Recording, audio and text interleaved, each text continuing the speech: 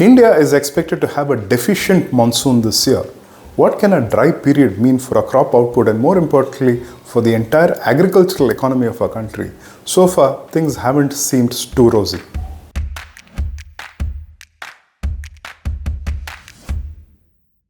Hello and welcome back to Business Matters at The Hindu with me, K. Bharat Kumar.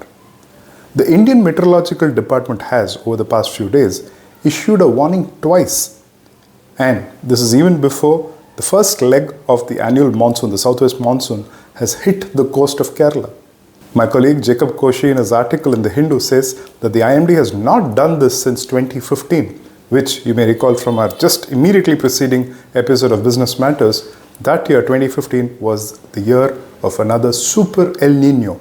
He says that year offers an uncomfortable comparison. A mid-May onset prediction of May 30th, which overshot to June 5th, an April forecast of 93% cut to 88% in June, with the 88% rain seen in 2014. This made the fourth back-to-back pair of deficient years seen in a set of 115 years, and both of these under an El Nino that was building up. Poor rainfall could also limit our ability to replenish our reservoir levels. Ratings agency ICRA says that currently we don't need to worry too much because our present reservoir levels are better on both counts, that is better than year earlier period as well as better than historical levels.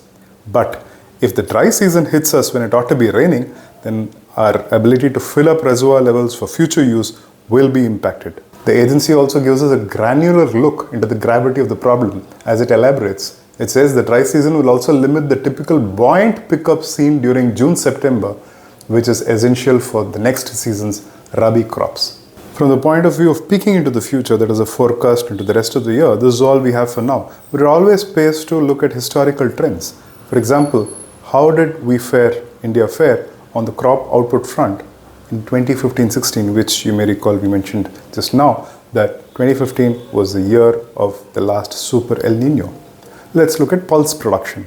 India has historically witnessed a low quantity of output with regard to pulses, despite having the largest area of land under cultivation, 26 million hectares. In 2015-16, we saw pulse output, that is pulses produced domestically, dip to about 16.47 million tons, whereas the immediately preceding financial year saw a high of 19.25 million tons. Unpredictable weather and low yield of pulses in the country require large imports to meet the demands from an increasingly less poor population that is diversifying its diet. The graph on your screens shows how imports have far outdone exports. In some years, we have to import as much, if not more, as we produce locally. How did overall food grain production behave in that year, 2015-16? This is of interest to us because of the super El Nino effect of that year. Overall food grain output dipped to about 252 million tons because of the super El Nino effect. This compared with the historical peak of 265 million tons that was reached or achieved in the year 2013-14, 2 years prior. So crop year referring to 2013-14. The trends for rice output from 2013-14 financial year across all the way to 2015-16, there weren't too many changes. I mean, the record crop was seen for rice in 2013-14. This was in excess of 106 million tons, and then it dipped to about 104 something in the next year, and the immediately succeeding year it hovered in the same range as is evident in the chart on your screens. Wheat, however, showed much sharper declines. Depleted water tables from the 2015 monsoon failure and the unseasonal winter warmth in December of 2015 kept wheat output at about 92.3 million tons.